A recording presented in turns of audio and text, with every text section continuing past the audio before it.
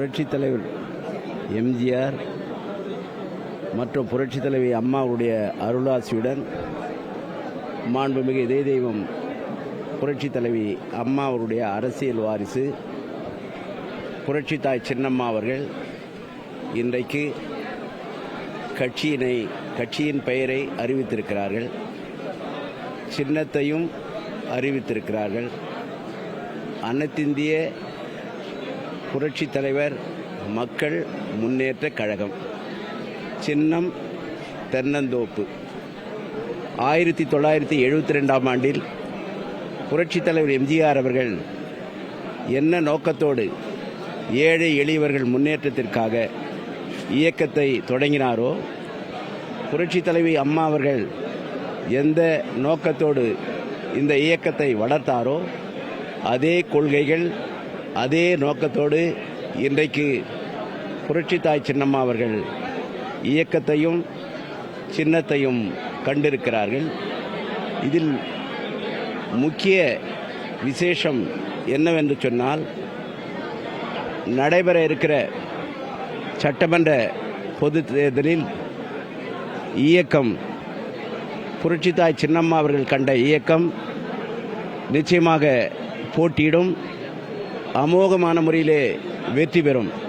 புரட்சித் தலைவர் எம்ஜிஆர் அவர்கள் எப்படி வெற்றி பெற்றார்களோ, புரட்சித் தலைவி அம்மா அவர்கள் எப்படி வெற்றி பெற்றார்களோ, அதே வழியில் புரட்சித்தாய் சின்னம்மாவுடைய இயக்கமும் நிச்சயமாக இந்த தேர்தலிலே வெற்றி பெறும்.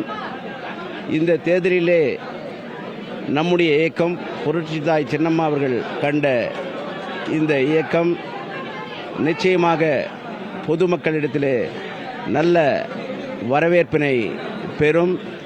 புதியவர்களுக்கு, இளைஞர்களுக்கு இதிலே வாய்ப்பு நிச்சயமாக கிடைக்கும்.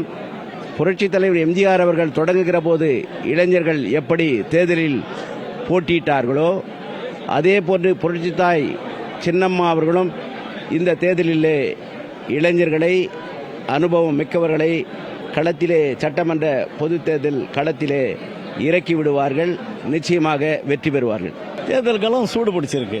இப்போதான் அம்மா அறிவிச்சிருக்காங்க புதிய இயக்கத்தை, கட்சியினுடைய பெயரை அறிவிச்சிருக்காங்க. அனைத்து இந்திய புரட்சி தலைவர் மக்கள் முன்னேற்ற கழகம்னு புதிய கட்சி ஆரம்பித்து அதை சின்னத்தையும் அறிவிச்சிருக்காங்க. தென்னந்தோப்பு சின்னம், தனி மரம் தோப்பாவாதுன்னு சொல்லியிருக்காங்க.